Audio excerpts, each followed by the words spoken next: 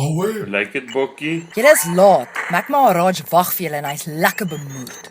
ek wonder wat die volk Zuma nou weer aangevang het. Dag sê kerels, wie van julle kan vir my sê tot wanneer ons beplan om die ANC aan bewind te hou? Tot Jesus terugkom. Dis korrek. En soos jy weet, is Zuma besig om ons nuwe Galactic ANC ook op te fok. Kyk hier, ons vlieg boumateriaal maan toe. Hoe die volk moes ons weet hy was besig om Nkandla in space te bou. Ek is ook vir 'n push gevat. Zuma het my gedoen dat ek myself wit moet bleach in case ons aliens ontmoet. En al die flieks praat aliens net met wit mense, tensy jy soos Will Smith lyk, maar ek is fucking oud. Anyway, die plan was om aliens te registreer om vir die ANC te stem.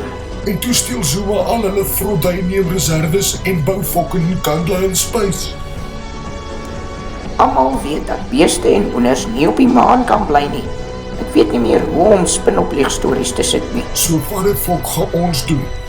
Jy het ons nou by jou kak ingesleep. Julle gaan 'n halfuur Jesus met Impala 1 en vat hom aarde toe. Sodra Jesus op die aarde land is die ANC in sy moeren. Sy paspoort is gereed. Net jy kan sulke tosplanne uitdink, Mac.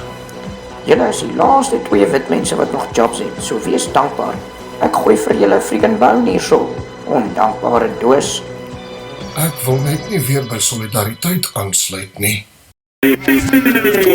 Nou, lê opwindende tye vorentoe.